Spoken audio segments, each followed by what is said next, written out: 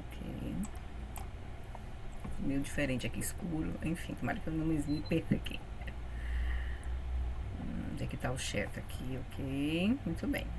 Então, queridos, boa noite. Hoje é dia 16 de dezembro. Infelizmente, no dia 23, que é a próxima terça, eu já vou estar com minha filha aqui, com meu neto, que chega amanhã à noite. Aí, dia 23, nós vamos ver o baile do Menino Deus, lá no Marco Zero, que ele adora, ele ama. Foi o ano Lindo, lindo, passado. lindo, lindo. Ele é louco. Aí ele vai ver de novo. Agora com 3 anos. Ele viu com 2 anos, agora com 3. E aí a gente vai estar. Aí a gente se encontra na primeira semana, primeira terça de janeiro. Tá bom? Eu mando uma mensagem no grupo. A gente aproveita esse finalzinho. Hoje tem tarefa. A tarefa que vai ficar de hoje, da nossa prática de hoje, é bem importante que se a gente conseguir acumular essa tarefinha, vai ser muito bom, porque aí a gente vai terminar o capítulo só na próxima terça, certo? Mas nós estamos no capítulo sobre como contemplar os 4 pensamentos. E o Shagdu dá chaves aqui muito importantes, muito valiosas para a prática aplicada, sabe? Na nossa meditação e na vida, assim. Então, muito interessante. E a gente pode, então, mergulhar um pouquinho nesse capítulo, aproveitar, ficar aí revendo, olhando de novo, fazendo a prática que a gente vai fazer hoje. Eu vou disponibilizar, a prática que a gente vai fazer agora, eu vou conduzir, eu tirei desse aqui, para abrir um coração, tá? Do Shagdu, que é o treinamento do Bodhisattva, treinamento para a paz do Shagdu Rinpoche. Então, no capítulo sobre o sofrimento, ele traz essas duas práticas, duas meditações. A contemplação do sofrimento, como uma das, né, como, por exemplo, ele está falando agora que a gente vai usar 2 métodos, né? Ele tá falando um pouco de como é que a gente contempla. Então, ele fala que a meditação é muito importante. E as duas práticas de Shamatha e Vipassana são fundamentais para a gente poder contemplar os 4 pensamentos e torná-los, digamos assim, meio hábil mesmo, assim, né? Porque eles são o quê? A fundação da nossa prática. Para que essa fundação realmente se estabeleça, a gente precisa contemplar. E aí ele vai sugerir que a gente faça não só a meditação analítica, que é, né, de compreender, de pensar, né, sobre esses quatro ensinamentos importantes, né? Mas também a gente use Shamatha, certo? Shamatha e Vipassana. Para poder, porque são essas duas técnicas. Ele está falando exatamente sobre essas duas técnicas. A gente parou aí, né? Tá nesse contexto. E aí eu vou trazer hoje, no início já, essa meditação, uma, que é a contemplação do sofrimento, dentro daquela abordagem que ele já usa, que a gente tem feito, né? Mas aqui é uma bem resumidinha, mas só para a gente unir, né? Unir a prática analítica, mas só que a gente vai fazer em meditação, quieto, né? Assim um pouquinho. E vai ser rápido essa primeira etapa. E a segunda etapa, que eu chamei aqui de segunda meditação, até já digitei e vou disponibilizar para vocês o papelzinho, tá? O PDF, que daí vocês fazem durante esse período. E o segundo é como o sofrimento começa. Essa é a grande chave, certo? Então a gente vai falar um pouco sobre isso, porque aí a gente volta pro texto e vai comentar um pouquinho, e eu vou comentar um pouquinho de um texto antes que ele apresenta, do que no livro que ele apresenta essas duas meditações, que é o finalzinho do capítulo, tá bom? Então vamos ver se vai dar certo. Oi, Emília, boa noite. Jacinta, que a gente não viu. Sejam bem-vindos. Então hoje, eu vou repetir de novo, a gente vai ser o nosso último encontro do ano. A gente não vai chegar a concluir o capítulo, mas a gente vai passar por essa primeira etapa, vai ficar somente com a parte de uma outra técnica, de uma outra prática que ele traz, que é uma prática de visualização. Tá? Agora ele vai abordar a Shamatha, a Vipassana, no caso, né? A Vipassana, a Shamatha, no caso de repousar e relaxar a mente, que é um pouco que a gente vai treinar já um pouco agora no início. Mas vai treinar dentro dessa perspectiva, como o sofrimento, de ver diretamente como o sofrimento começa, na nossa própria mente. Aí esse é o ponto, certo? E aí a gente, depois fica ainda um outro método, que aí a gente aborda em janeiro, quando a gente se encontrar. Mas vou sugerir que a gente pratique isso agora que a gente fez, né? Essa sugestão que ele está dando nessa prática de hoje, tá bom? Que aí vai ser melhor e vai ser interessante a gente ver. Isso é muito interessante a prática de hoje. Então eu vou fechar os microfones enquanto a gente está aqui praticando, para a gente não ficar sem interrompido. E vamos compartilhar aqui.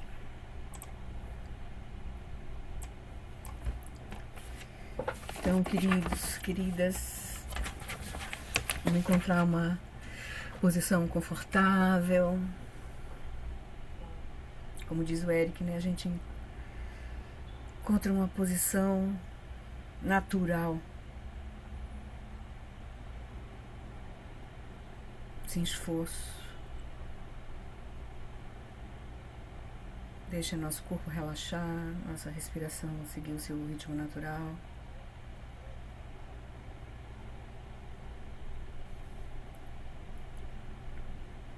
E a nossa mente, deixa a nossa mente se desprender das preocupações, das expectativas, dos temores,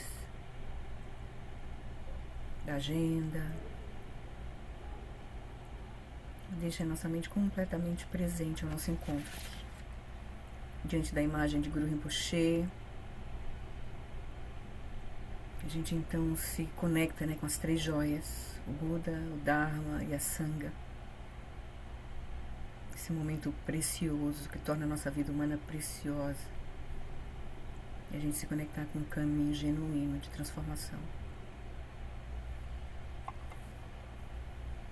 Então, diante de Guru Rinpoche, representando toda a linhagem, os ensinamentos vivos, a lucidez viva, seja nas mentes, mas seja em todos os meios hábeis, livros, áudios, vídeos, objetos. Então a gente começa lembrando, né? Considerando a continuidade da consciência, as incontáveis vidas que a gente já manifestou, que essa consciência já manifestou. Agora a gente se alegra por reconhecer que as vantagens e facilidades e vantagens desse precioso renascimento humano são extremamente difíceis de encontrar, especialmente quando a gente olha ao redor e vê agora, nesse instante, no Brasil, em Recife, né, no Pernambuco, no Brasil, na América Latina, na Europa e nos outros continentes, nesse planeta que sai em outros planetas, com seres humanos e não humanos. Tem muitos seres em sofrimento e muitos seres não conectados com um caminho de transformação genuína. Então agora, com esse corpo, com essa inteligência, com todas as facilidades, com a nossa educação, com o fato de a gente ter encontrado os nossos mestres, os ensinamentos, a Sangha, a gente agora realmente desfruta dessa preciosa vida humana. E a gente se alegra e, né, se empodera e aprecia essa condição. Mas imediatamente a gente lembra do ensinamento muito importante, que é o ensinamento da impermanência. Vendo que todos que nascem, tudo que surge, estão sujeitos aos fenômenos da impermanência e da morte. Esse reconhecimento nos aproxima da verdadeira natureza da realidade. É um primeiro passo para reconhecer a verdadeira natureza da realidade, que aparentemente para nós surge como sólida, permanente, independente. Mas olhar de forma profunda como realmente os fenômenos se apresentam, que são como ondas no oceano, surgem e cessam cada instante, da coisa mais grosseira ao aspecto mais sutil, está sempre tudo em movimento. Isso nos traz um senso de urgência, de presença, para aproveitar cada momento como um momento de prática e também para acolher todas as circunstâncias como prática, todas as mudanças como prática. Também para diminuir o nosso apego, né, a reificação das coisas, das experiências. E aí a gente lembra também que a causa e o resultado de ações virtuosas e não virtuosas não podem ser evitados. A gente compreende, vai compreendendo, olhando a natureza dos fenômenos. Todos os fenômenos surgem de causas e condições. Quando as causas e condições mudam, os fenômenos mudam.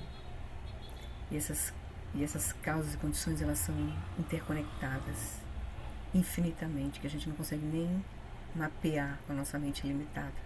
Somente uma mente onisciente consegue ver todas as implicações da interdependência das causas e condições.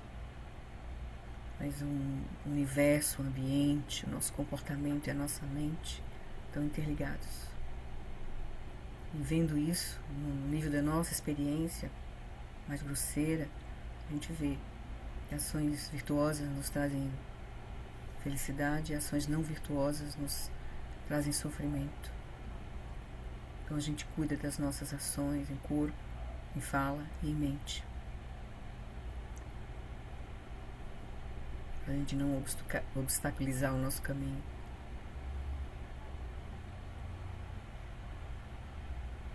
Por fim, a gente lembra que a natureza contínua dos 3 reinos do Sansara é um oceano de sofrimento.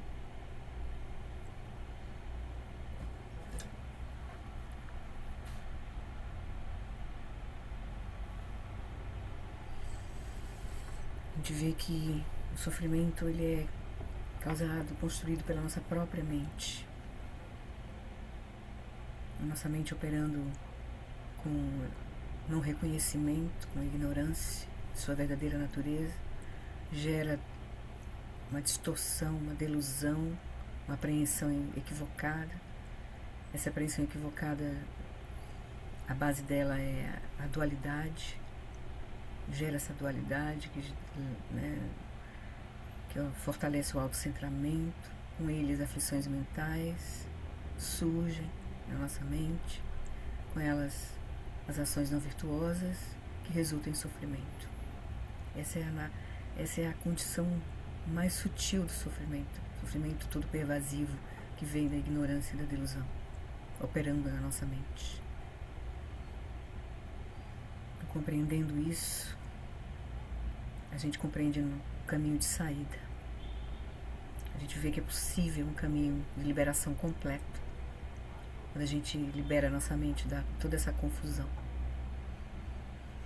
Então, compreendendo o resultado da compreensão, da contemplação desses 4 pensamentos, é surgir em nós essa decisão. Ao me recordar disso, ao compreender isso, possa a minha mente voltar-se para o Dharma sagrado, para um caminho de transformação genuína, para liberação. E com isso, a gente então renova o nosso voto de refúgio e bodhicitta. Agora faz sentido um caminho. E esse caminho começa a partir nosso refúgio nas 3 joias, depois a gente aprofunda as 3 raízes, e aí a gente realmente começa a visualizar, a contemplar, a realizar os 3 kayas. No Buda, no Dharma e na excelente assembleia da Sangha, até que eu alcance a iluminação, neles eu tomo refúgio. Que através da minha prática das 6 perfeições, possam todos os seres sencientes alcançar o estado búdico. Sangye chadan saki chaknam la janchu bardu dani kyapsuchi dagi jinsogi pesonam ki Drolak Pinche Sangye Druparsho. A gente toma refúgio, considerando a nossa própria mente, mas também considerando a mente de todos os seres, aspirando que eles possam encontrar também o seu caminho de liberação. Sangye Chadan Saki Chaknam Lam Janchu Badudani Kapsuchi Dagi Jinsogi Pesonam Ki Drula Penchir Sangye Drupasho.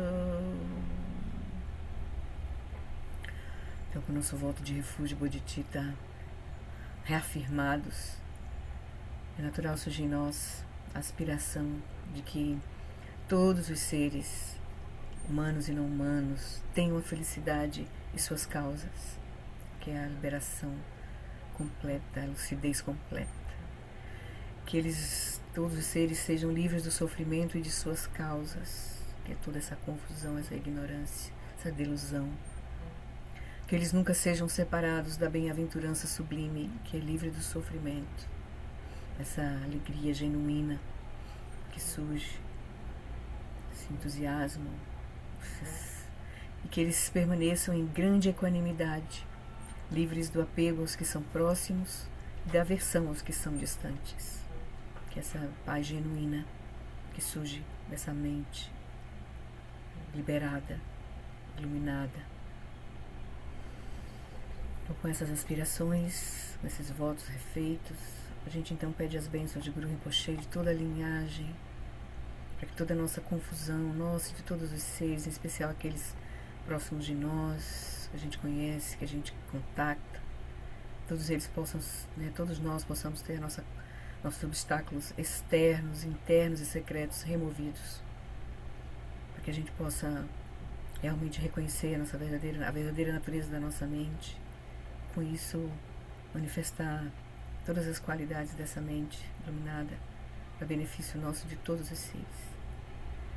A gente pode imaginar, enquanto a gente faz a prece, que luzes, que o Guru Rinpoche está olhando para nós agora aqui, está presente, irradiando, ouvindo a nossa súplica, irradia do seu coração, as 5 emana, bênçãos na forma das 5 luzes das cores de sabedoria, da mente de sabedoria, na nossa direção, na direção de todos os seres, todo o planeta, políticos, pessoas militares, pessoas em sofrimento, nos hospitais, excluídas, pessoas distraídas, carentes.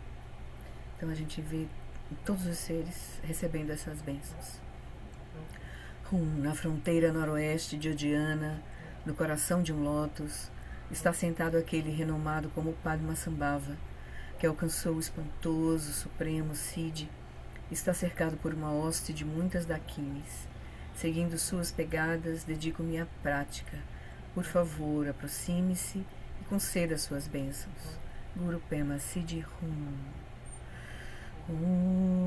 Orgenu Genu Jansam Pema Gesa Adompola Yatsincha Ginyudrunye Pema June Jesudra Kordukandro Mampekor Keki Jesudadruki Jingilopti Sheksusu Guru Pema Siddhi Hum Orgenyu Ginu Jansam Pema Gesa Dompola Yatsen Chogi Nyudrunye Pema June Jesudra Kordukandro Mampekor Keki Jesudadruki Jenge Lopti Sheksusu Guru Pema Siddhi Hum.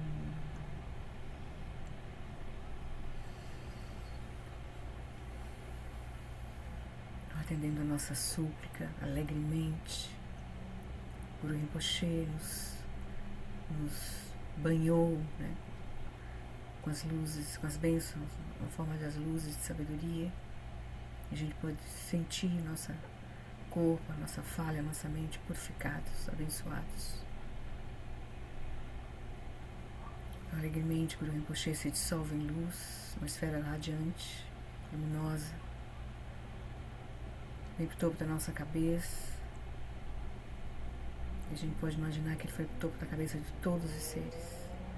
Desce pelo nosso canal central, repousa em nosso coração. E a gente sente agora essa presença luminosa, compassiva e amorosa, lúcida, na forma dessa esfera de luz que agora repousando em nosso próprio coração, irradiando por todo o nosso corpo, nossa energia, nossa fala, nossa mente, nossa consciência. Então, como água derramada na água, ou como espaço fundindo-se com espaço, é inseparável da consciência de Guru Rinpoche e todos os Budas.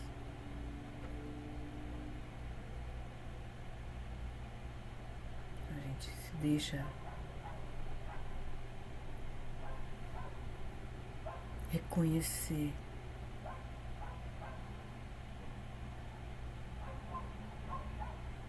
essa inseparatividade.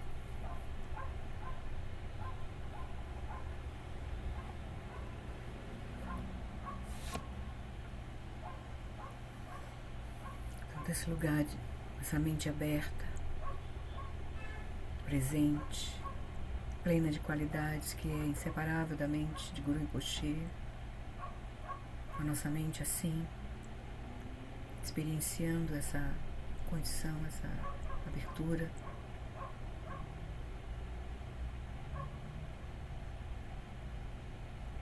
A gente então começa a nossa prática de hoje. A gente vai começar com uma breve contemplação do sofrimento. Foi o último tópico que a gente olhou, dos 4 pensamentos. Depois a gente vai seguir para uma meditação de como o sofrimento começa. Reconhecer isso diretamente.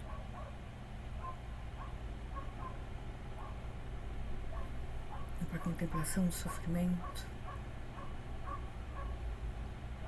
a gente começa considerando que em todos os reinos do Sansara, que a gente viu, o reino do desejo, o reino da forma e da não forma, o reino do desejo com suas 6 classes de seres, deuses, semideuses, humanos, animais, fantasmas famintos, infernos. Então, todos os reinos do Sansara, ninguém está além do sofrimento. É a primeira constatação que a gente faz.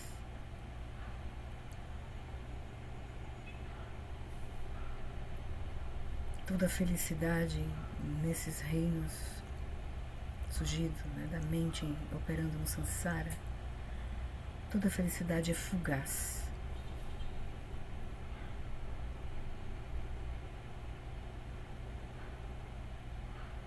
Não é uma felicidade genuína que vem do reconhecimento da verdadeira natureza da mente. Porque no Sansara nós estamos operando com delusão, ignorância e delusão. Reflita sobre sua própria vida, examinando se a causa do seu sofrimento está nos venenos da mente. Lembra que a roda do Sansara é representada, o centro da roda do Sansara é representada pelos 3 animais: a ignorância, os 3 venenos principais: a ignorância, a aquisitividade, né, o apego, e a aversão. Desses 3 venenos surgem outros: inveja, orgulho, medo, e tem muitas outras subclasses. Então, reflita sobre sua própria vida, examinando se a causa do seu sofrimento está nos venenos da mente. Mesmo que você não esteja infeliz agora, nesse momento, que é agora que a gente está meditando, será que você está plantando as causas para o sofrimento futuro? Será que você já plantou sementes que ainda não frutificaram?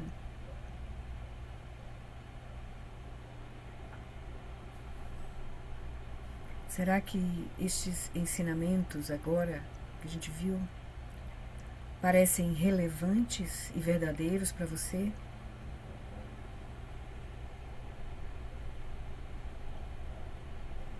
Contemple essas coisas muitas e muitas vezes, sob ângulos diferentes, pensando nas diversas experiências da sua vida.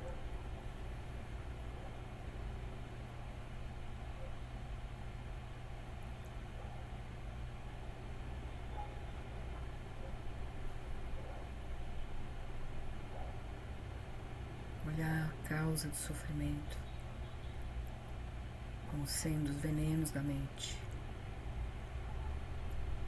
Eles surgem porque a gente já plantou essas sementes no passado.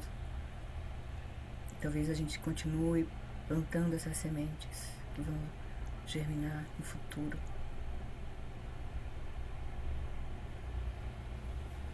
E talvez a gente vá colher os frutos de sementes já plantadas que ainda não germinaram.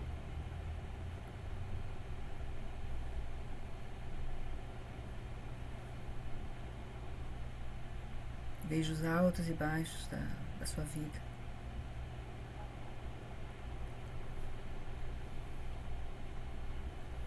Depois de fazer essa contemplação, deixe a mente descansar.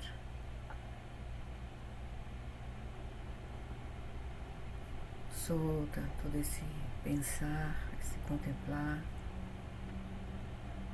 Deixa a mente aberta, presente, clara, no momento presente.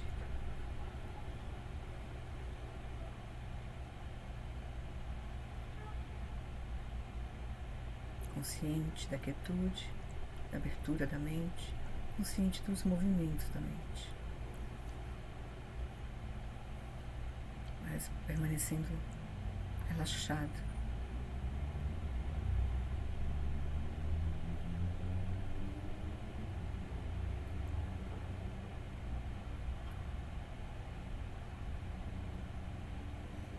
Então deixe aflorar a compaixão pelos incontáveis seres presos na teia do sofrimento. Não são apenas nós que estamos sujeitos a sofrimento. Essas pessoas ao nosso redor, familiares, amigos, todos os seres da nossa cidade, país, do nosso planeta, humanos e não humanos. Todos estão presos na teia do sofrimento. Então, uma vez que a gente reconhece o nosso próprio sofrimento, é natural sentir compaixão pelo sofrimento dos outros seres.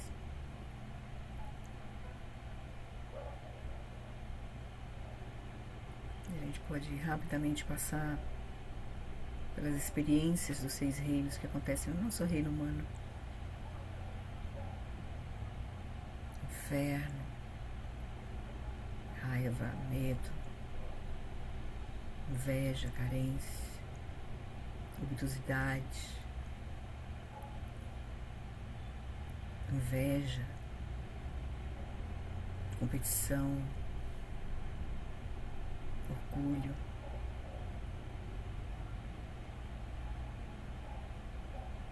Então deixe a mente descansar novamente. A gente sensibiliza a nossa própria mente, nosso coração, lembrando, né, gerando compaixão, mas aí a gente solta, deixa a mente descansar. No momento presente, aberta, relaxada.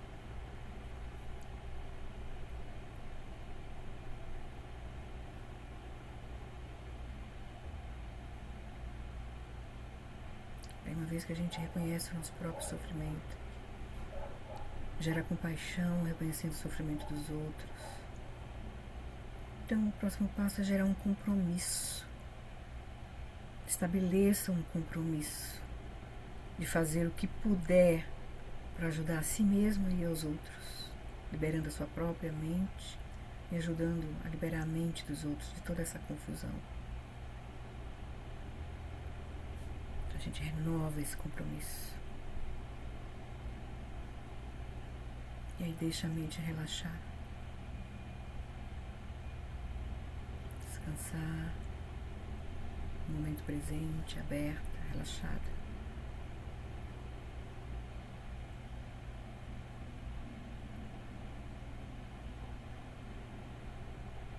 E a gente vê quão grande é essa tarefa, que não é fácil. Não é fácil na nossa própria mente. Imagine nas incontáveis mentes, de incontáveis seres. Então a gente roga para que, para os nossos seres, né, para a nossa própria mente de sabedoria, para a mente de sabedoria que a gente agora pode, né, personificar a partir da Shagdu, Guru Rinpoche, nossos lamas. A gente roga para que as causas e condições do sofrimento de todos os seres, nosso e de todos os seres, sejam completamente eliminadas. Com ajuda, sozinhos a gente não vai conseguir. A gente pede ajuda. Nossos professores, nossos mestres, nossos ídanos, propriamente de sabedoria. Que a gente passa a reconhecer e a confiar.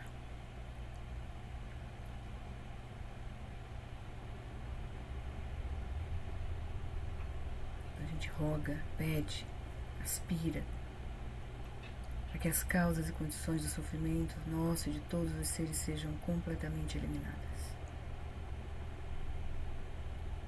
E aí, mais uma vez, deixe a mente descansar.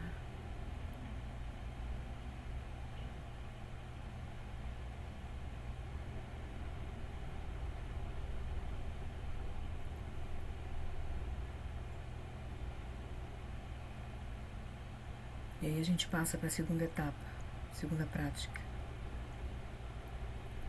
de olhar como o sofrimento começa.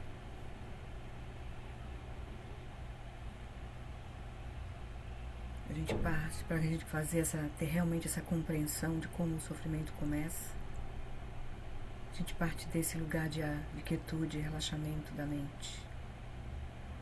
Deixa a mente descansar naturalmente no momento presente. E abra mão de todos os pensamentos, todas as preocupações do passado e do futuro.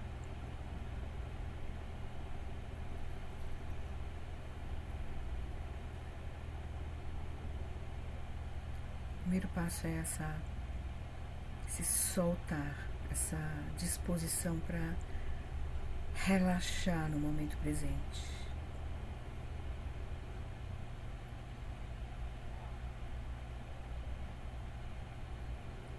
E aí o que sua mente encontra quando ela se dispõe a isso é abertura. É uma abertura sem apego, sem confusão ou sofrimento.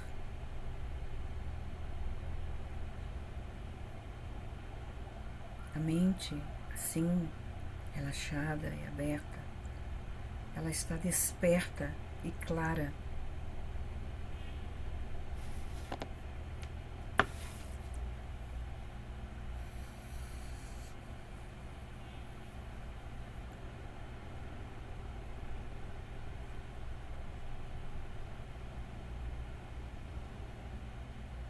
A mente desperta e clara, presente, ela vê ou ouve alguma coisa.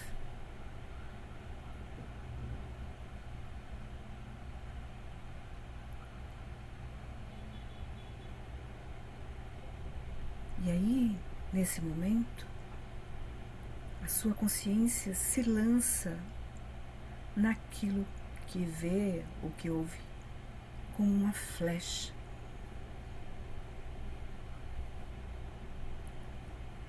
Mas no simples ato de perceber algo, seja algo com os olhos, visto com os olhos ou com os ouvidos, nesse simples ato de perceber, você experimenta algum sofrimento?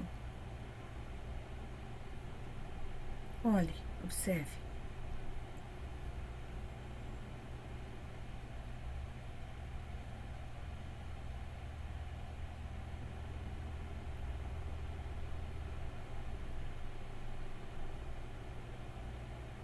Mas pode ser que logo em seguida que a mente vê ou ouve alguma coisa, você pode começar a perceber detalhes, uma forma ou uma cor.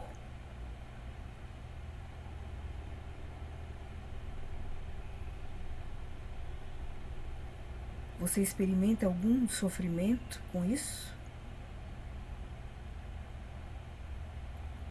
Quando a partir da percepção de algo que você passa a perceber algum detalhe de forma, cor, sensação, uma característica, você experimenta algum sofrimento com isso?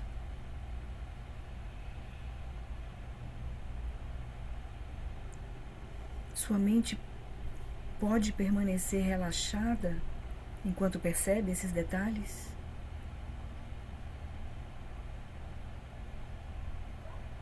Forma, cor, textura, sensação, seja o que for que a mente estiver observando, percebendo. Você experimenta algum sofrimento com isso? E sua mente pode permanecer relaxada enquanto percebe esses detalhes de forma, cor, textura. Ou a sua mente avalia, categoriza ou julga de imediato a aparência. Observe.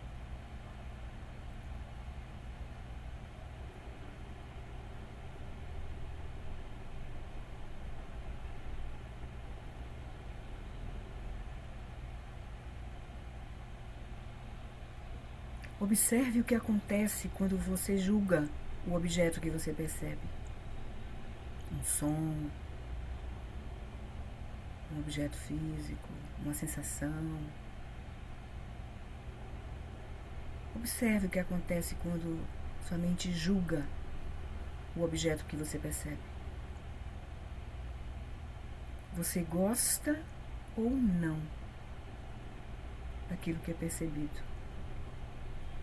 Olhe cuidadosamente para determinar quando a inquietação começa a aparecer em sua mente.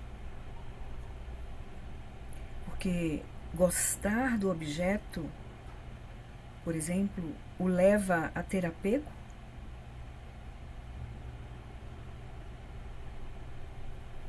Você pensa, preciso disso?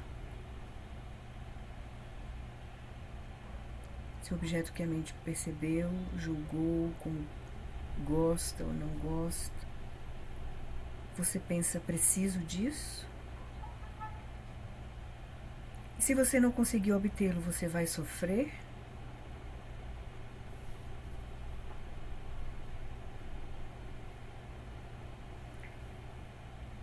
E se o caso for de não gostar do objeto,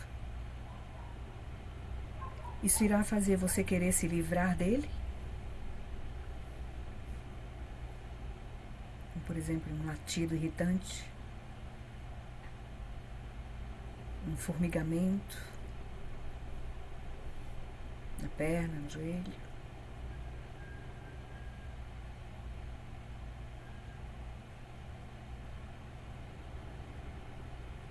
E se não puder evitá-lo, você vai sofrer?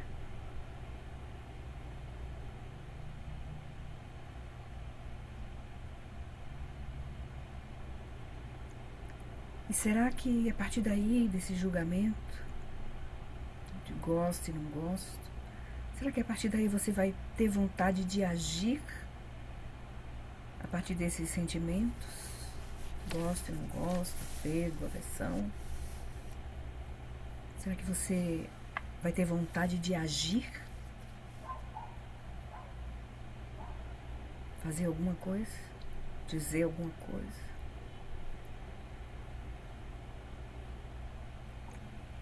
E suas ações, elas prejudicam ou beneficiam você e os outros?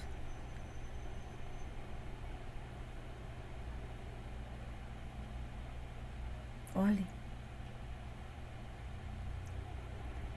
Se beneficiam, elas trazem benefício temporário e também definitivo?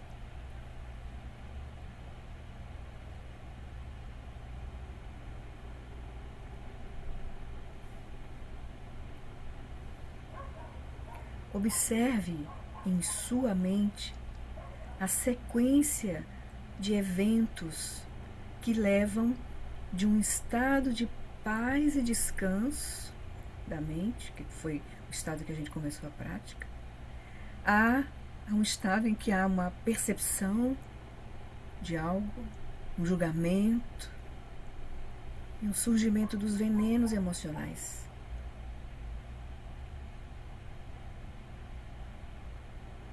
Observe como surgem os 4 obscurecimentos, que são o dualismo, os venenos mentais,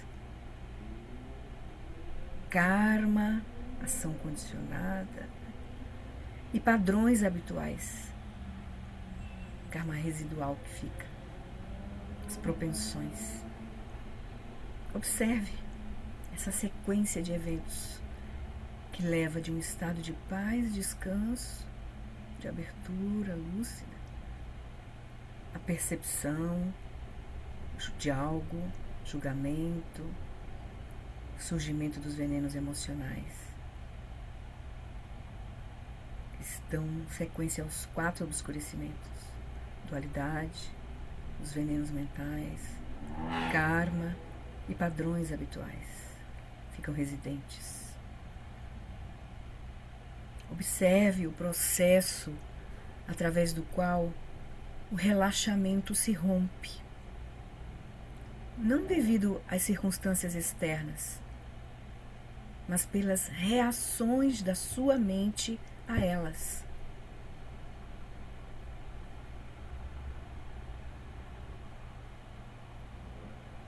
É assim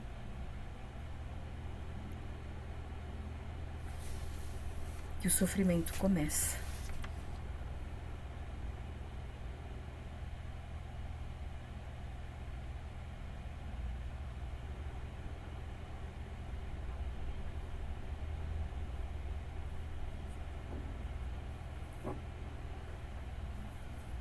A cada momento a gente pode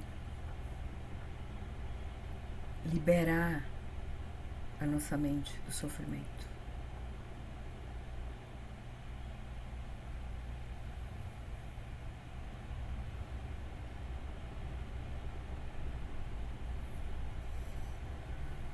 Então, solta a contemplação, deixa a mente repousar novamente nesse espaço que é a sua base,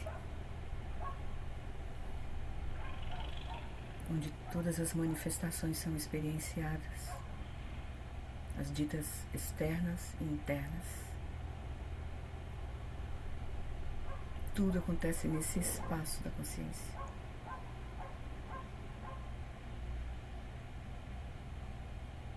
Então, deixa a consciência reconhecer a si mesmo, espaçosa e luminosa.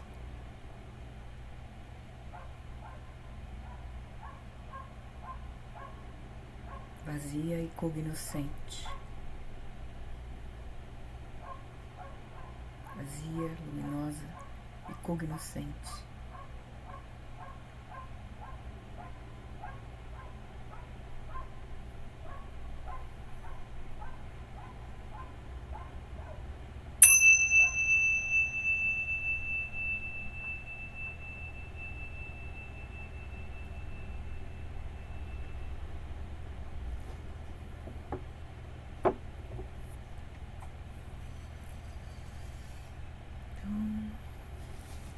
A partir desse relaxamento, a gente agora traz a mente para o nosso encontro, que é completamente presente aqui e agora. Na nossa telinha com os quadradinhos. no nosso lugar onde a gente está sentado, na nossa sala, na nossa cadeira. E agora nos conteúdos que surgirão pra gente falar aqui, as falas e nos textos que vão surgir também. Tudo bem? O que vocês acharam?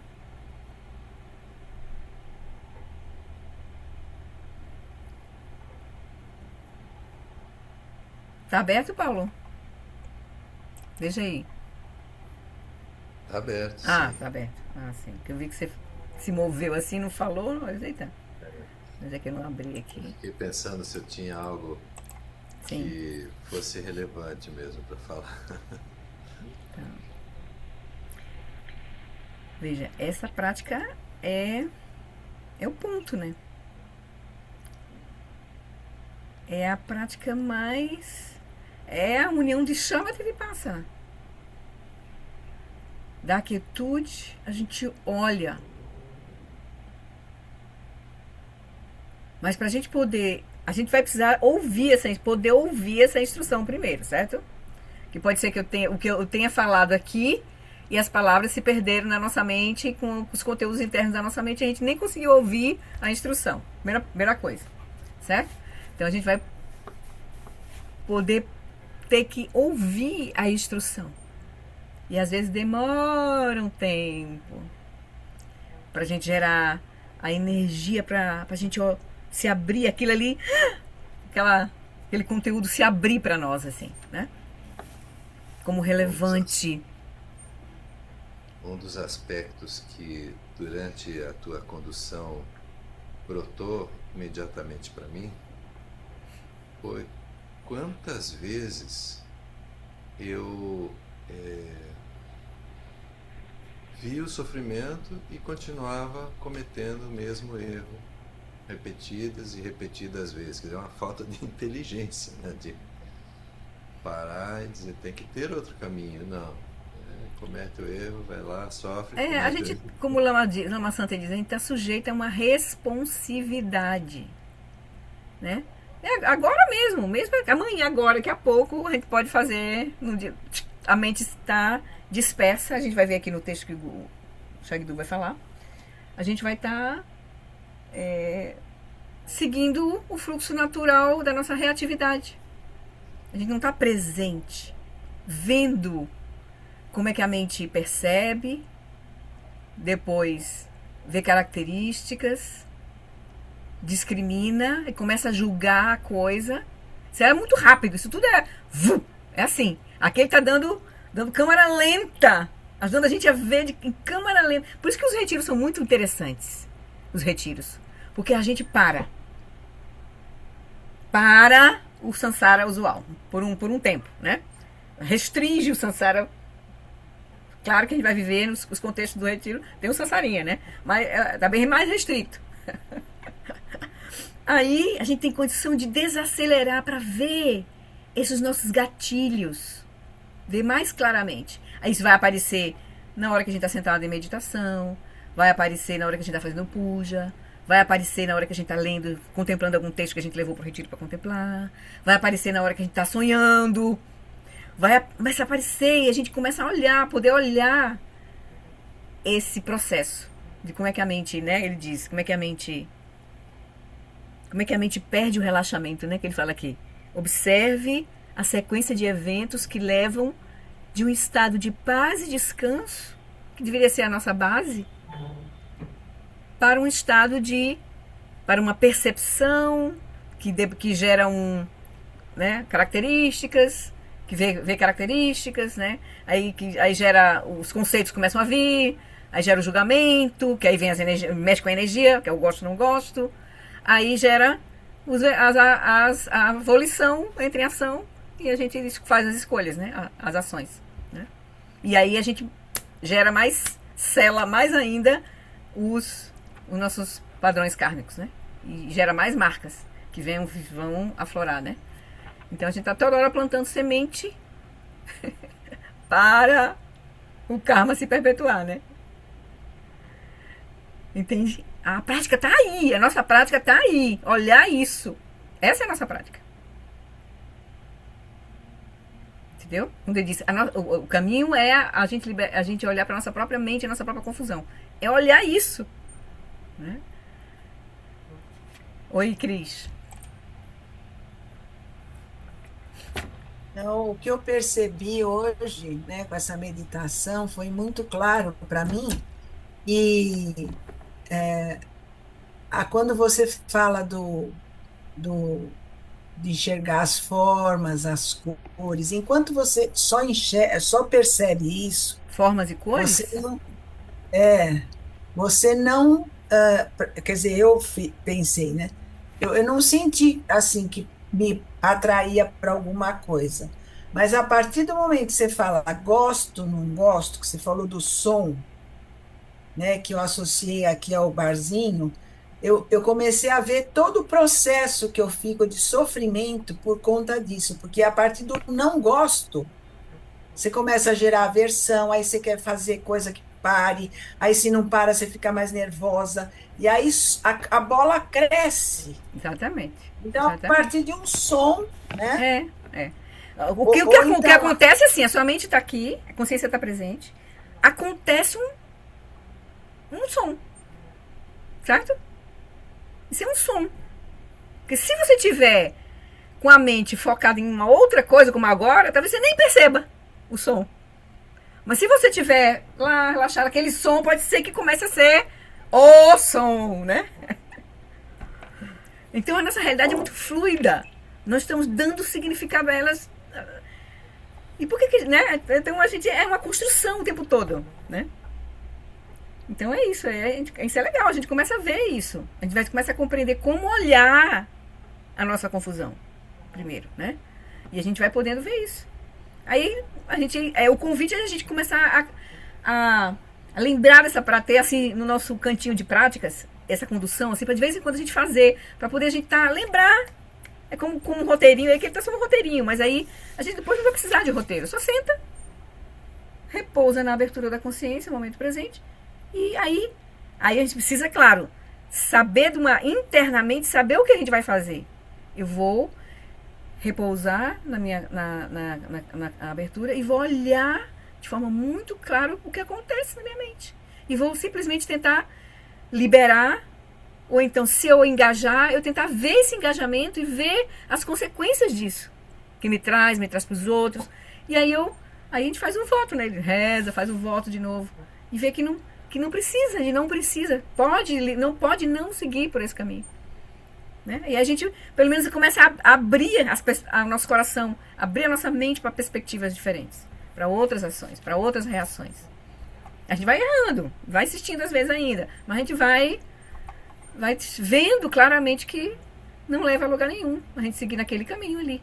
Então a mudança vai acontecer devagar. Isso não vai ser assim. A não ser que a gente tenha muito mérito, né, para a coisa se abrir e ficar sustentável. Mas o processo é lento mesmo, assim. Mas o fato de a gente já estar olhando e estar vendo, mesmo que a gente veja depois um pouco, isso já enfraquece a mente que dá solidez àquilo. Esse é o ponto. A gente vai enfraquecer essa mente que dá solidez. Que reforça a dualidade, que reforça os venenos da mente, que reforça, né, os apegos, as aversões. É essa mente que está sendo enfraquecida. Até a gente poder... Aí, quanto mais a gente... Por isso que o relaxar é muito importante. Iniciar com a abertura. De vez em quando a gente solta e abre. Relaxa, solta. Soltar o processo também. Não pode ficar remoendo o tempo todo. Tem que soltar. Isso o Jagdu vai dizer pra gente agora. Tá bom? Vamos lá então? Depois, se quiserem compartilhar mais alguma coisa, forem lembrando, levanta a mãozinha. Então vamos lá pro Jagdu, pra gente, por causa da nossa hora é curta, né? O tempo é curto, já vai embora. Pera aí, deixa eu pegar share. Aqui. Então eu vou começar de onde a gente parou. Porque já tá um pouco, a gente tá entendendo onde a gente tá, né? Fechar aqui o sumário, nós estamos no capítulo 12, final da parte 2, que é os 4 pensamentos que transformam a mente, e nós estamos no capítulo 12, como contemplar os 4 pensamentos. Depois a gente vai para a parte 3, que é o refúgio a Bodhicitta, no ano que vem. Depois que a gente terminar esse capítulo. Deixa eu fechar aqui. Então, nós paramos aqui, certo? Nós vimos, né, antes, ele estava mostrando as 2 técnicas, né? As 2 técnicas de Shamatha e Vipassana, eles são como o cabo e a lâmina de uma espada.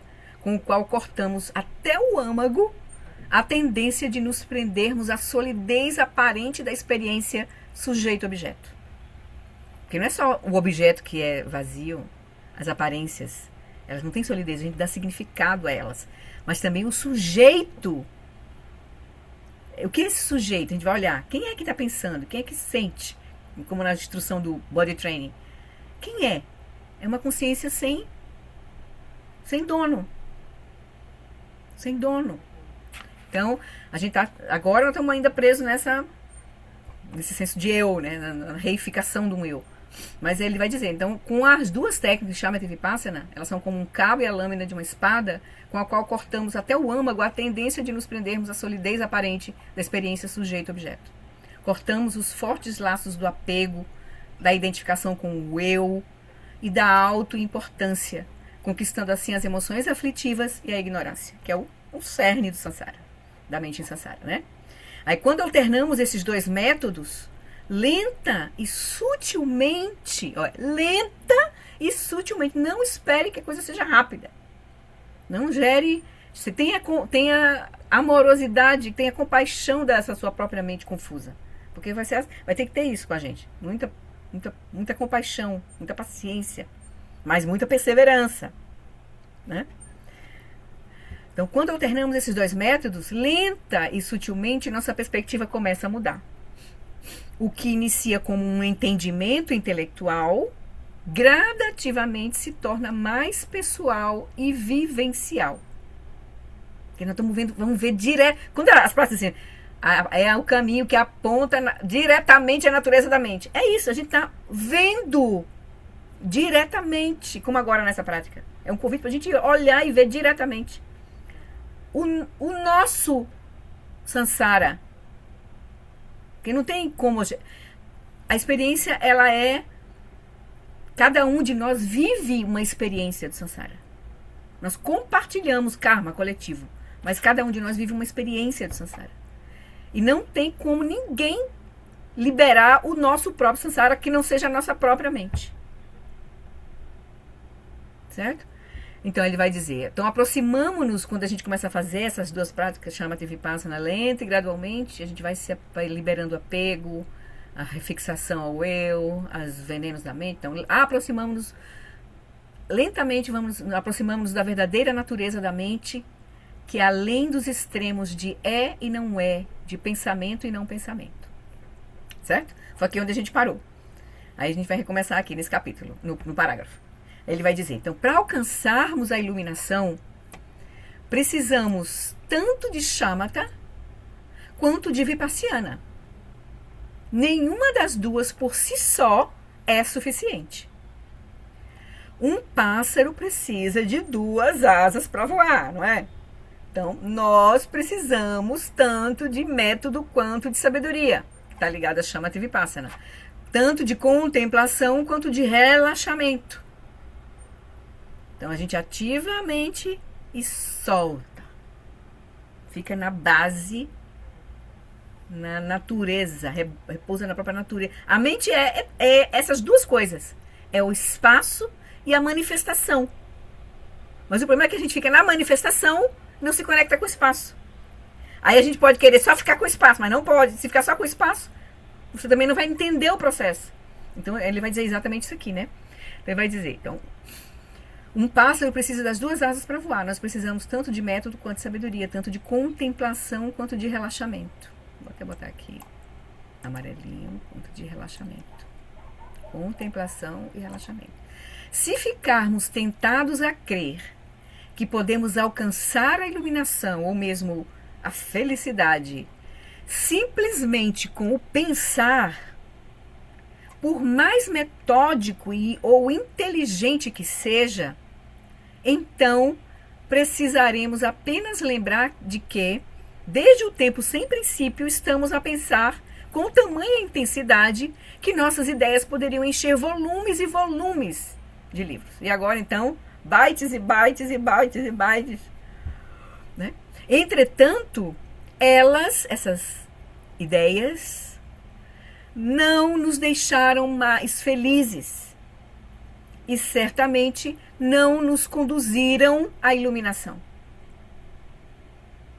Se o pensar por si só produzisse iluminação, já seríamos Budas. Entretanto, o outro lado, né, ter uma mente vazia também não leva à iluminação.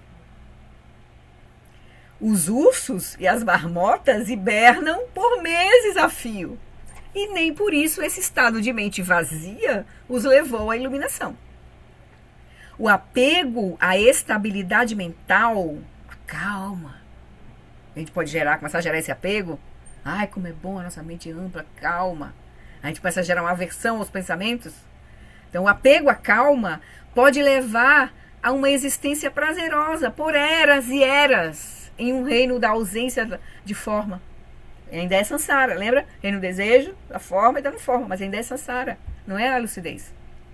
No qual não há pensamento nem corpo físico. Porém, quando o karma que sustenta essa experiência, né, esse reino não forma, se exaure, esses ápices da meditação, né, não lúcida ainda, né?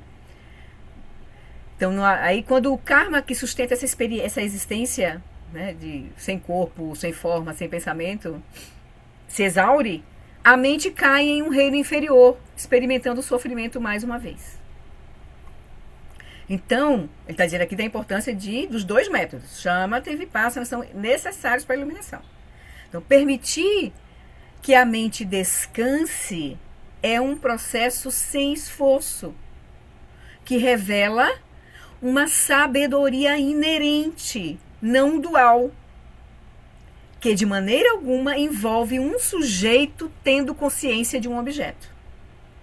Então, o aspecto de Shamatha vai se unir com o aspecto de Vipassana, na verdade. Porque a gente vai... O aspecto de Vipassana, ele começa com um aspecto, digamos assim, construído, fabricado. São os pensamentos, né? A mente... você usando o pensamento para superar o pensamento. Então, mas vai chegar um momento que, unindo esse processo numa direção correta, que é o Dharma, são os ensinamentos, as contemplações orientadas a gente se liberar de apego e fixação. Porque não é orientada a gente reificar, é orientada a gente liberar. Então, à medida que a gente vai usando, a gente cada vez mais vai usando menos conceitos e vai experimentando cada vez mais a natureza da mente com a quietude. E aí a gente vai chegar num ponto que a gente vai chegar numa sabedoria inerente, não dual, que de maneira alguma envolve um sujeito tendo consciência de um objeto. Geralmente, porque o sentido último de liberação não tem alguém que é liberado. Tem uma sabedoria primordial, que é a tão famosa palavrinha Rigpa, né? Jnana, essa experiência que está além agora do nosso...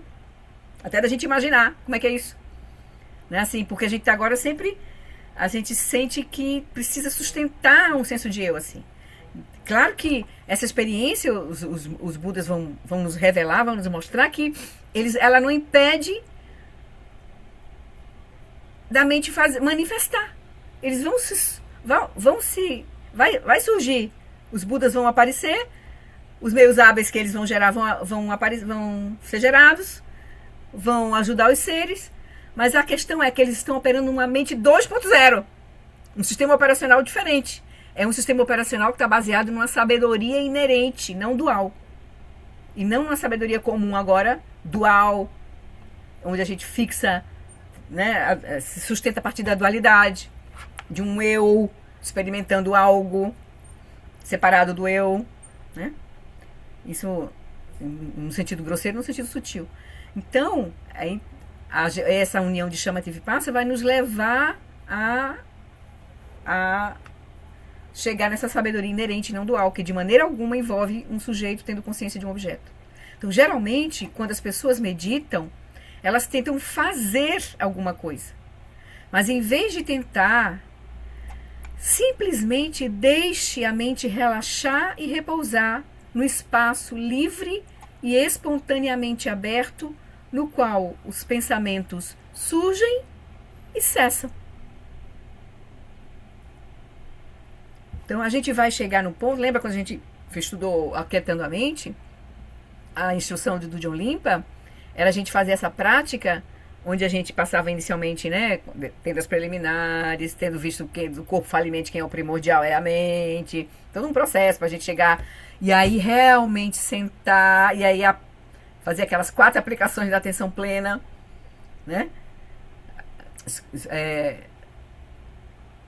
Agora nas 4 aplicações da atenção plena, as 4 tipos de atenção plena, 4 tipos de atenção plena. Atenção plena, agora vai me fugir os 4. Estou com eles agora vividamente na mente. Mas vai culminar nessa atenção que é aqui um pouco, que vai chegar nisso aqui, um espaço aberto no qual a mente pode relaxar e repousar, livre, uma consciência sem dono. Vai chegar na união de Shamatha e Vipassana. A mente vai repousar em seu próprio lugar, reconhecendo a sua própria natureza, que é espaçosa, mas viva, manifesta. E essa manifestação são apenas aparências dela mesma. Não são algo. São aparências dela mesma. Ele vai dizer, a gente vai ser convidado a ver todas as aparências como Dharmakaya, lembra? Os textos dizem, as práticas de Guru Yoga, vamos nos lembrar no momento da dissolução, de que a gente passe a ver todas as aparências como Dharmakaya. Ou então, pensamentos, sons, né? Esqueci agora. Sensação. Sim. Não, mas não é isso que eu queria ver. Eu queria ver a do Eric agora. Deixa eu ver aqui. Aquela prece que a gente faz no finalzinho, ele diz assim: imagens, sons, cognição. Imagens, sons. Imagens são aparências, né, externas. Sons, cognição, pensamentos. Eles são o quê? Deva, mantra, reino do Dharmakaya. Lembra que a gente faz essa prece no final? As expressões dos kayas e da sabedoria se desdobram sem limites. Quando a gente começa a repousar nessa união de Shamatha e Vipassana, é isso que a gente vai experimentar. Tudo como Deva, mantra, reino do Dharmakaya. Certo? A gente vai ter uma percepção pura da nossa experiência interna e externa, vamos chamar aqui, né? Que aí a gente vai caminhar na direção da não separação da nossa experiência. A gente vai ver que tudo é a manifestação da nossa própria mente, né? Então, aí ele vai dizer, então vamos seguir. Então, mas, em vez de tentar simplesmente, né, quando a gente está iniciando a prática, né, de Shamatha e cultivando essa mente que começa relaxa e começa a ver, olhar diretamente, né? Então a gente é uma prática sem esforço. Deixa a mente relaxar e repousar no espaço livre e espontaneamente aberto, no qual os pensamentos surgem e cessam. Pensamentos do passado, do presente e do futuro naturalmente ocorrerão. Mas não se agarre a eles, nem os siga, não os reprima, nem os afaste. Quando os pensamentos surgem, claro que quando a gente começa a ter mais familiaridade com essa prática de parar e olhar, aí aqui nesse momento ele diz assim, você vê alguma coisa ou ouve algum som, lembra? Na prática.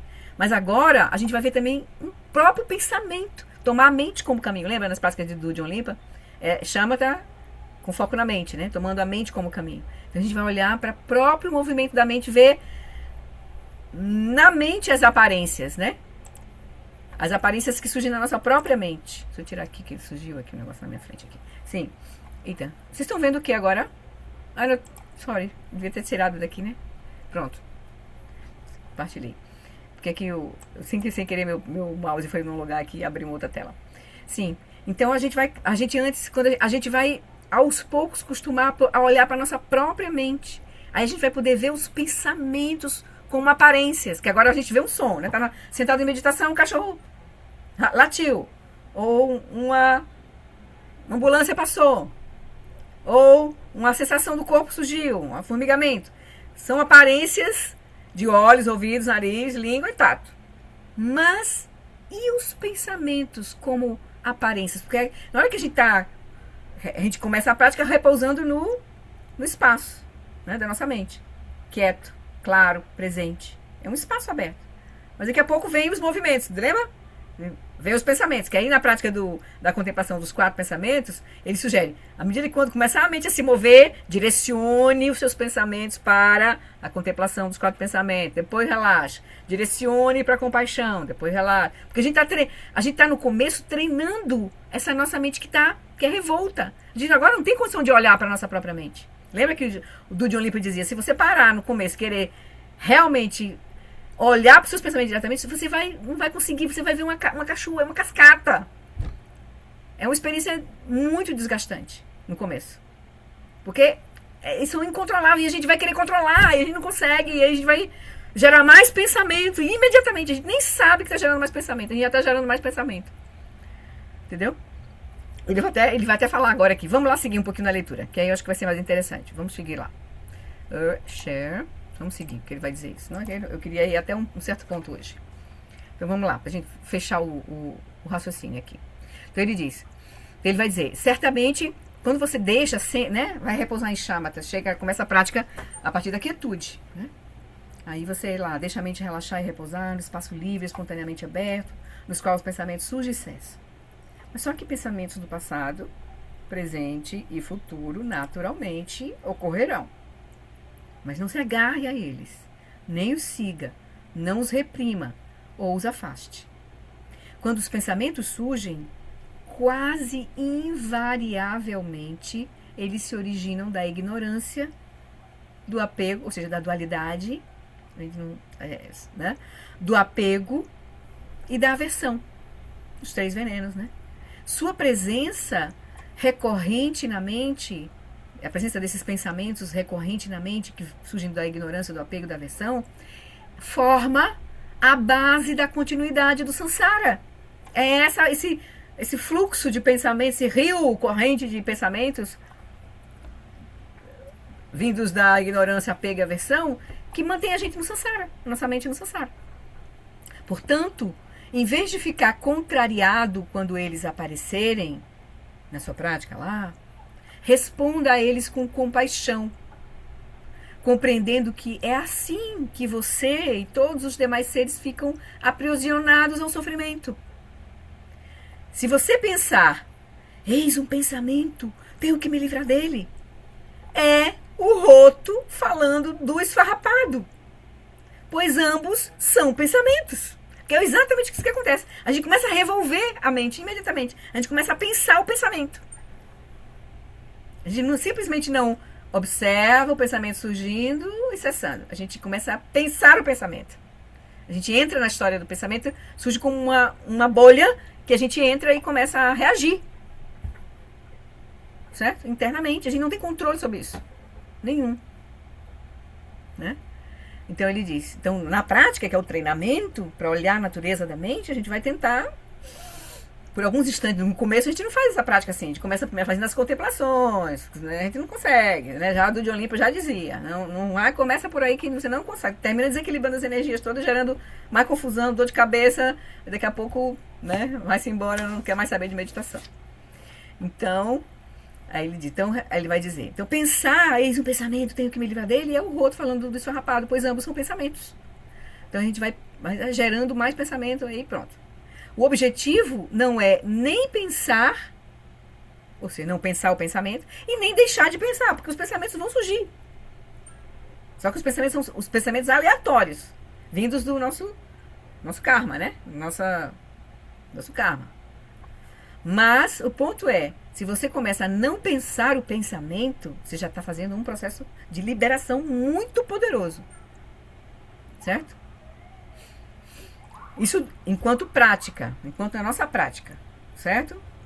É a fixação, né, Flori? É uma espécie de fixação. Nós temos uma fixação ao pensar também. A gente se agarra, né? Nós somos muito fixados a pensar o pensamento. Por isso que a prática de ficar realmente relaxado, às vezes, assim, a pessoa fica muito nervosa, porque você está acostumada a controlar a partir do pensamento, controlar a mente, controlar o senso de eu, né? Manter o senso de eu vivo. Quem mantém o senso de eu vivo é a ignorância, o apego e a aversão que vem desse processo, né? Então, o objetivo não é nem pensar, nem deixar de pensar. O objetivo é revelar a essência da mente. Como é que a mente opera. Certo? Então, no começo, a mente não permanecerá relaxada por muito tempo. Porque o hábito de conceituar é forte demais. Em vez de, como ele diz, aparece, está lá no espaço aberto. Aí ele diz, você está numa mente que está desperta e clara. Mas aí, de repente, você vê, ouve, ou então pensa alguma coisa, né? Aqui ele só falou ver ou ouve, mas também você pode nem ouvir, nem pensar, mas você nem ver, você pode só pensar alguma coisa. Um pensamento já leva, faz todo esse processo só com o próprio pensamento sendo a aparência que surgiu, né? Não um som e não uma imagem, mas um próprio pensamento, né? Então você vê ou ouve alguma coisa e a sua consciência se lança naquilo como uma flecha. É capturada. Ela se contrai. Ela está ali, ela é espaçosa. Aí as coisas surgem, né? Aí um som, aí a sua consciência se direciona para aquilo. Como uma flecha, né? E aí ele diz, no simples ato de perceber, você encontra algum sofrimento? Só pode surgir um som, forma. Não tem.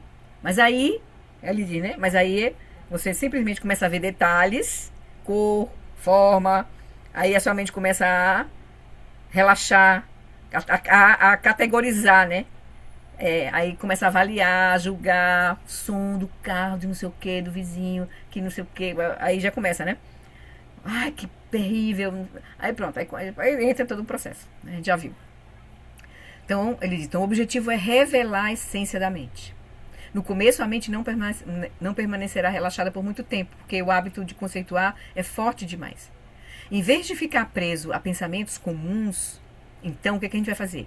Agora nós temos essa mente que tem esse hábito de conceituar, de pensar o pensamento o tempo todo, de estar discriminando, julgando, né? Aí o que a gente faz para começar? Não tem como ficar lá relaxado, certo? O que a gente faz, então? Em vez de ficar preso a pensamentos comuns, que vão usualmente poluir, né, nossa mente, contemple a persistência do próprio processo dos pensamentos e use-a para voltar a mente mais uma vez para o Dharma. Então veja, a mente pensa, não é? Pensa o pensamento. Então redirecione o seu pensamento comum, passo a passo, por meio do seguinte processo. Ele está ensinando aqui como contemplar os 4 pensamentos. Nós estamos no capítulo de como contemplar os 4 pensamentos. Mas a partir ele está nos ensinando a partir de um processo de aprofundamento da própria meditação, né? Então, aí comece contemplando um dos 4 pensamentos e então relaxe a mente. Aquilo que a gente já viu em cada um dos capítulos que a gente viu, usando a meditação, inclusive, que ele sugeriu no livro do Nondo, né? Então, comece contemplando um dos 4 pensamentos. E então relaxe a mente. Então, quando a gente está iniciando as práticas de Shamatha, é muito importante a gente ter um texto para a gente contemplar, para a gente direcionar os nossos pensamentos. Sair do pensamento, deixar a mente lá, bota ela numa contemplação que vai ajudar na compreensão do próprio processo de aprisionamento da mente e vai ajudar a gente a se liberar. Certo? Por isso a contemplação dos 4 pensamentos é fundamental nesse sentido. E outros ensinamentos também. Né? A gente depois vai ver outras coisas, né? Outras práticas. Então ele diz, então comece contemplando um dos 4 pensamentos, então relaxe a mente. A seguir, reze ao lama ou a outro objeto de sua fé, pela bênção de alcançar algo que seja benéfico para si e para os demais, antes que a impermanência se interponha e você deixe de ter esse corpo. Gere compaixão pela condição dolorosa dos seres e ofereça a aspiração de que todos venham a alcançar liberação dos ciclos de sofrimento. A seguir, faça um compromisso de aplicar a sua compreensão dos métodos do Dharma de forma diligente, a fim de realizar a sua aspiração. Então, aquela mesma estrutura que ele sugere. Ele diz, isso é uma coisa que deixa dinâmica a prática. Não deixa estagnada, né? É nesse sentido. A mente fica fresca. A prática fica... Ele vai dizer isso aqui agora. Então, ele vai dizer, então aí você passe para a contemplação do próximo pensamento. E novamente, repouse a mente. Então, reze, gere compaixão. Ele sugere que repouse a cada etapa dessa, né? Um pouquinho. Reza, repousa. Gera compaixão, repousa. Faz o compromisso, repousa. Né? Mas aqui ele só falou no comecinho. Então a gente faz a mesma coisa com os outros pensamentos. Reza, gera compaixão. Finalmente, reitere o compromisso de liberar todos os seres do sofrimento. Começando por você mesmo, né? Sua própria mente. Ao seguir esse processo, você se aproximará da experiência direta da natureza da mente, que é a verdade absoluta, que não pode ser apreendida por palavras nem conceitos. Então, a gente vai usar meios hábeis para chegar na dimensão de compreender a natureza da nossa própria mente, que é espaçosa e luminosa, que não é um alguém experimentando algo separado dele. Isso tudo vai se descortinar. Quando a gente começa a olhar, a gente vai descortinar tudo. A ausência de eu, a natureza da nossa, do sujeito e do objeto. A gente vai ver tudo, a gente vai ver tudo. Né? Porque as práticas de Vipassana é olhar e ver diretamente, claramente. Né? Então ele vai dizer, então quando a gente começa a fazer isso, né, ele vai dizer, a gente vai se aproximar da experiência direta da natureza da mente, a verdade absoluta, que não pode ser aprendida por palavras nem conceitos. Meditar assim impede que a prática fique estagnada, como a nata que se forma sobre o leite deixado em uma vasilha aberta. Então, ao contrário, a gente não vai ser como a nata estagnada, a nossa prática. Nós conservamos a nossa prática fresca a cada passo, fazendo esse cortar, né? Ele diz, a chave da meditação está em cortar. Ele diz assim, cortar seria como? Então, após a contemplação, ao relaxarmos, cortamos o apego aos conceitos. E então, para fazermos a prece, cortamos o apego ao relaxamento. Entendeu? Então vai equilibrando. Chama-te Vipassana. Nem gerando apego aos conceitos, nem gerando apego à quietude, ao silêncio. Entendeu? A abertura. Então rezamos e depois cortamos. Cultivamos a compaixão e cortamos. Restabelecemos nosso compromisso e cortamos para a próxima contemplação.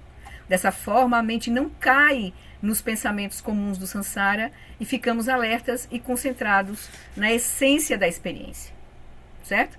Então, essa é por isso que ele sugere esse tipo de prática, porque a nossa mente fica fresca. A nossa prática não fica estagnada. Certo? Então, a meditação torna-se mais fresca à medida que se move, como a água de um riacho que corre, batendo de pedra em pedra, até chegar pura no final da queda d'água. Seria uma água fresca, pura, porque ela está se purificando, né, com a queda, né?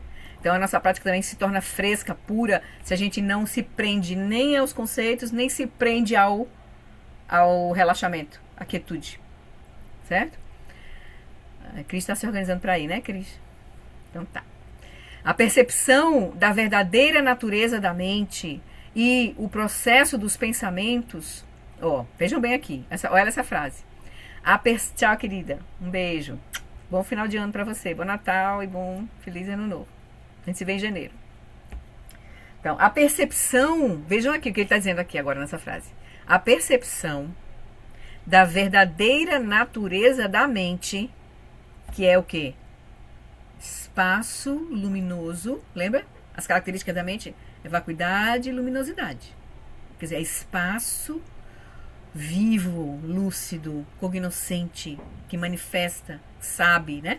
Então, a percepção da verdadeira natureza da mente e o processo dos pensamentos não são mutuamente exclusivos.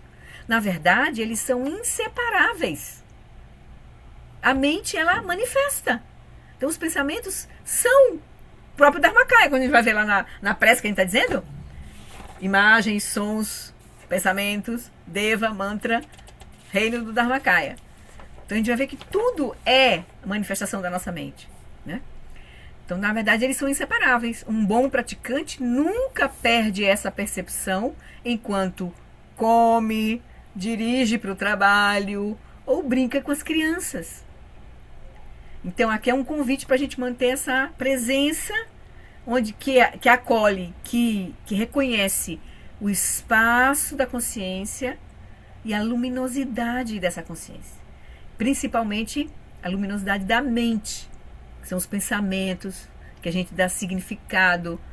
E aí, a partir deles é que vem o quê? Os julgamentos, as aflições, as ações não virtuosas e o sofrimento, né? A gente já viu. Então, isso tudo, na verdade, está inseparável. A mente e o movimento da mente, a quietude e o movimento, são inseparáveis. Né? Faz parte da verdadeira natureza da mente. Então, a verdadeira perícia na meditação está em não perder a sabedoria no momento da transição de um pensamento ou de uma atividade para outro. Não perder a sabedoria. Isso é quando a nossa meditação começa a ficar madura. A gente não se deixa perder no movimento da própria mente, no movimento no mundo.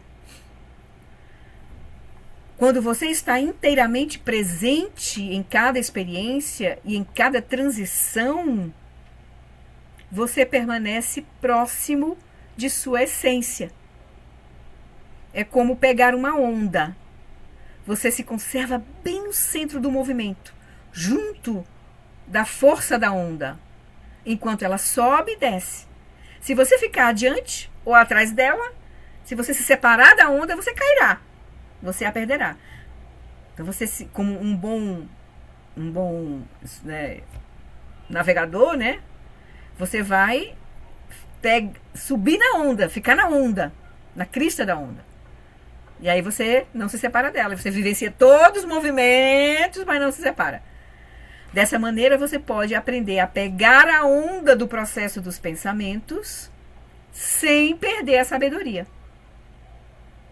Sem perder a sabedoria. Porque a nossa mente vai produzir pensamentos. Agora, o que a gente faz com os pensamentos que surgem é o ponto. Se a gente está, a partir de um pensamento, a gente pensa o pensamento, fica preso dentro de uma bolha, ou a gente simplesmente vê o pensamento como ele é, apenas um movimento da mente. E aí a gente tem condição de direcionar esse processo. Né? Aí, já terminando. O Sutra do Bodhisattva, a essência do espaço, contém um diálogo entre um Bodhisattva, Nanke Ninpo, e o Buda Shakyamuni. O Bodhisattva pergunta ao Buda: qual é o significado espiritual, talvez mais profundo, né, de liberdade e oportunidade? As qualidades da vida humana preciosa, né? Mas qual é o significado mais profundo disso? O Buda responde: quando a mente está distraída pelo pensamento discursivo, há inquietação e atividade. Quando a mente experimenta paz ao serenar o pensamento discursivo e dissipa esse pensamento no espaço básico da mente, há descanso. Então, aí ele diz, aí o Buda diz, então esse é o ponto, liberdade e oportunidade. Você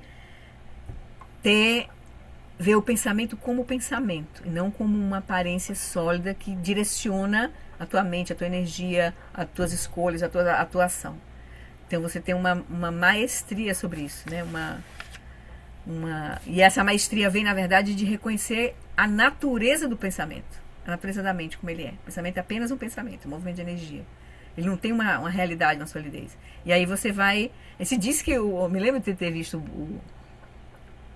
o Lama, não sei se o Lama Long Wallace também diz assim, que é como se os seres de sabedoria, eles não, na verdade, eles não pensam.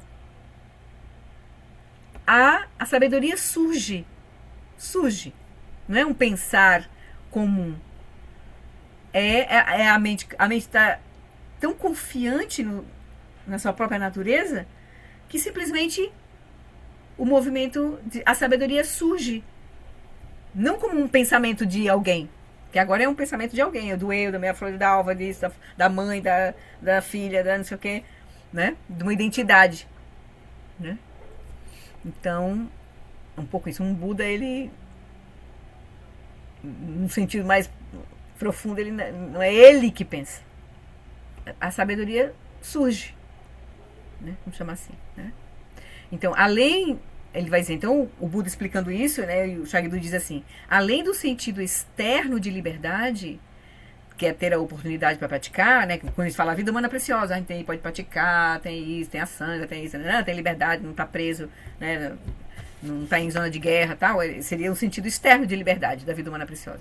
Mas além desse sentido de liberdade externo, existe o sentido interno de liberdade, que é isso que o Buda respondeu, né? O sentido significado mais espiritual, mais interno, mais profundo de liberdade. Há esse sentido interno de liberdade, que é o potencial exclusivo do ser humano de vivenciar o relaxamento natural da mente, o desfazer do pensamento discursivo. No caso aí, discursivo surgido a partir da fixação. Fixação ao eu, né? E a um mundo reificado também, né?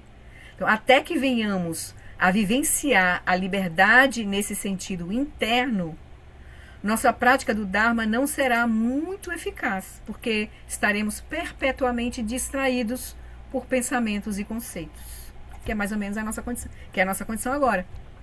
Mas a gente já começa a furar esse processo. A gente já começa a furar esse processo, certo? Aí, à medida que a gente vai gerando confiança e acumulando, porque a prática de meditar é se familiarizar, né? É uma familiarização. Quanto mais a gente se familiarizar, parar para olhar, não só na prática formal, mas a cada instante a gente se lembrar dos ensinamentos, por isso que é bom estar junto com um negocinho assim para a gente se lembrar, bota no carro, bota no trabalho, bota onde lugar que a gente for, de vez em quando a gente olhar como o sofrimento começa, aí a gente se lembra de estar presente. Basta isso, como o Eric também está ali nos pedindo, né? Esteja presente. Deixa que tudo surja a partir desse espaço luminoso. Né? Aí então, porque ele vai dizer, então, enquanto a nossa prática não estiver vivenciando essa liberdade nesse sentido interno, nossa prática do Dharma não será muito eficaz, porque estaremos perpetuamente distraídos por pensamentos e conceitos. Aí a gente vai parar aqui, porque aqui ele vai falar agora um outro método para aprofundar a nossa compreensão dos 4 pensamentos, inclui a visualização. Aí isso aqui a gente vai pegar no próximo encontro, certo? Okay? Seria uma outra abordagem que a gente vê com calma depois. Mas agora o convite é a gente usar Shamatha e Vipassana, tendo a contemplação dos 4 pensamentos como um direcionador nossa mente comum, para pensamentos que nos conduzem para sair do processo de reificação e do processo de sofrimento, que vai vir as aflições mentais, vem a reificação, vem a dualidade, a reificação, aí surgem as aflições mentais, surge o sofrimento. Então, os 4 pensamentos é para nos ajudar a sair desse processo. Mas eu queria, antes, vocês querem comentar alguma coisa? Eu queria só pegar um textinho do livro onde eu tirei a meditação, um pouco antes da meditação, ele faz um fechamento aqui, que eu acho que vale a pena a gente ouvir. Tá? É uma página e meia só. Ele diz assim, né?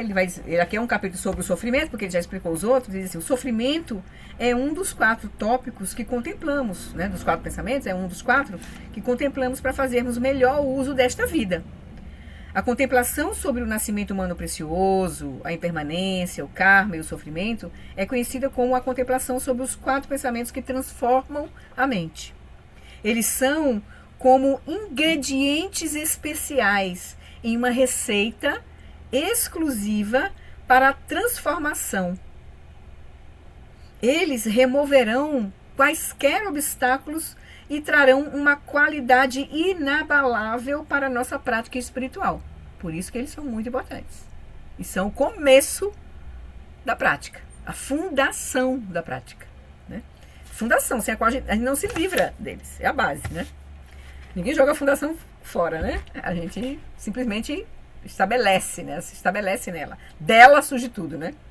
Aí ele vai dizer, então, se formos propensos a julgamentos e melancolia, por exemplo, e lamentarmos o fato de que tudo na vida é inaceitável, poderemos encontrar alento no reconhecimento da preciosidade da vida humana. Ela serve como um antídoto, né? Olha, a preciosidade da vida humana serve como um antídoto para julgamentos, pensamentos de melancolia, de lamentação, tudo na vida é inaceitável. Então veja a vida humana preciosa. Contemplar a impermanência dos objetos que desejamos criará o antídoto para a nossa ganância e o nosso apego. Se estivermos derrotados pelo infortúnio, né, ou seja, estiver sofrendo agora muita confusão, muito sofrimento, contemplar o sofrimento dos outros nos ajudará a enxergar a nossa boa sorte. porque tem gente que vai estar em situação pior do que nós, provavelmente. E desenvolver a compaixão, né? Não poderia ser pior, e tem gente que está pior, então a gente tem mais compaixão ainda pelos outros, né? Quando nada fizer sentido, quando tudo parecer injusto e nos sentirmos inúteis, poderemos nos lembrar do karma. Porque a gente vai ver que karma tem a ver com escolhas, com ação. Tudo vem, né, uma construção, né? Agora a gente constrói o nosso futuro, e o que a gente está vivenciando agora foi o que a gente já construiu no passado. Então, em um nível mais sutil, isso aqui é um nível mais grosseiro, assim, para você olhar os 4 pensamentos. Em um nível mais sutil, pensar sobre a impermanência enfraquece a nossa tendência de nos agarrarmos às aparências externas como sendo reais. Quando combinarmos esta contemplação, né, da impermanência, de que vê as coisas externas, né, as aparências externas como reais, que vê que elas não têm essa realidade, quando combinarmos isso com a contemplação do nascimento humano precioso, compreenderemos a necessidade de mudar as nossas prioridades. A gente traz um sentido mais sutil, mais interno para os 4 pensamentos. Tem a ver conosco, com a nossa vida, né? A gente, então, faz o direcionamento, né? Mudar as nossas prioridades. E contemplar o karma e a difusão do sofrimento enfraquece o nosso apego ao samsara. Então, a gente começa a mudar um pouco a nossa vida. Simplificar, né? Ganhar tempo, se preparar para, né, soltar, preparar para a morte, porque a gente já começa a ver que pode vir a qualquer momento, né? Que a gente não sabe o nosso karma, né? Aí ele diz, quando contemplamos os 4 pensamentos, começamos a ver que muito do que fazemos é baseado no desejo ilusório de que as coisas fossem como gostaríamos. Começamos a perceber a urgência da nossa situação e a nos afastar dos pensamentos e ações negativas, assim como evitamos uma dieta prejudicial quando estamos doentes. Então a gente começa a evitar tudo que vá. Quando a gente começa a contemplar os pensamentos, a gente vai começar a selecionar um pouco agora as coisas, né? A gente vai ter agora um senso de direcionamento para nossas escolhas, né? Da mesma forma que a gente evitaria uma dieta prejudicial quando estamos doentes. A gente começa a ver a nossa doença, né, que gera sofrimento. Da mesma maneira que quando colocamos gasolina em um carro, o fazemos andar, contemplar os 4 pensamentos será o combustível do nosso entusiasmo no caminho espiritual. Ele neutralizará o nosso falso contentamento, a nossa preguiça e a nossa procrastinação. Também nos ajudará a clarear o nosso objetivo, porque a gente vai saber o que a gente precisa fazer, né? Pois tornará evidente que qualquer benefício de curto prazo não é confiável e que para beneficiar todos os seres, precisamos verdadeiramente desarraigar as causas do sofrimento tanto em nossa mente como na dos outros. O samsara é um estado de sofrimento perpétuo. A iluminação é um estado além do sofrimento. Ainda assim, eles não estão tão distantes um do outro. Experimentar um ou outro, samsara ou iluminação, dependerá do nosso conhecimento da natureza da nossa realidade. Porque onde é que está o samsara? Na nossa mente. Onde é que está a iluminação? Na nossa mente. Então eles não estão separados, não estão muito longe um do outro. Certo? Então experimentar um ou outro dependerá do nosso conhecimento da natureza da nossa realidade. É através da meditação que reconheceremos tal realidade. Não tem outro caminho. Tomar a mente como caminho. A mente no sentido mais amplo, que a partir dela, a partir dos pensamentos, surgem as energias e as ações, né? Mais grosseiras. Você já fala. Quem é o soberano? Entre o corpo, fala e mente, quem é que direciona a nossa experiência? É a mente, a gente já viu isso. Então, com a meditação, olhando diretamente para a nossa própria mente, que a gente vai reconhecer, a iluminação, né? Experimentar a iluminação. Então, meditar não é descansar a mente em um vácuo, protelando os conceitos.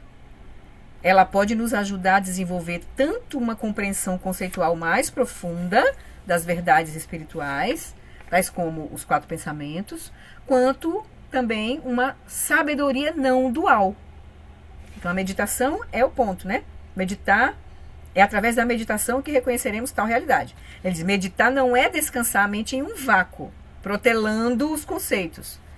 A meditação ela pode nos ajudar a desenvolver tanto uma compreensão conceitual mais profunda das verdades espirituais, tais como, né, os quatro pensamentos, quanto também nos ajuda a desenvolver o quê? Uma sabedoria não dual. A meditação genuína faz surgir uma qualidade de conhecimento que tornará o nosso trabalho mais eficiente e benéfico. Uma qualidade de conhecimento que não é comum. É um conhecimento que aí que a gente vai chamar de Rigpa, de Nana. Né? Uma sabedoria, um conhecimento muito abrangente, porque ele vai estar baseado não na dualidade, mas no reconhecimento da natureza da mente, né? Então é isso que a gente tinha para hoje. Essa prática é muito legal. Eu acho uma chave que o Shaggy deixou assim pra gente, como o sofrimento começa, é a chave para olhar, pra gente começar a descortinar o filme de como é que a nossa realidade se dá, a nossa percepção, julgamento, escolha, ação, blá, blá, a gente vê todo esse processozinho da quietude, as aparências surgindo, a reconhecimento, a discriminação e aí vai, né? Então eu acho que é uma chave bem legal assim pra gente se dispor a não só na prática formal, mas em qualquer momento. A gente começa com a prática formal porque fica um ambiente controlado, né? Mas é para levar para todo momento, né? Porque é onde é que está a nossa experiência, a nossa mente está o tempo todo on com a gente, né? Flori, o som tá bom? Tá dando para ouvir? Tá dando para ouvir.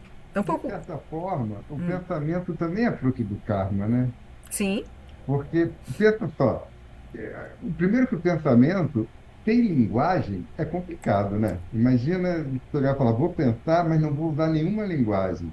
Isso é estranho. E karmicamente a gente tem um corpo num determinado contexto que nós aprendemos uma linguagem. Isso foi aprendido claramente, né? Independente da linguagem, as experiências são diferentes, né? Já tem estudos que mostram isso, Também, né? depende, exatamente. É como se você estivesse numa região de Alavedinã um pouquinho diferente se você usa um tipo de linguagem em outro. E outra coisa que eu também acho interessante, de que apesar de a conceitualização e o pensamento reforçar a fixação, a criação do eu não é por eles. Porque você vê os animais que têm uma linguagem menos sofisticada e tem ali um eu claramente comportamental, né? Roberto, só um minutinho aqui, só para dar um.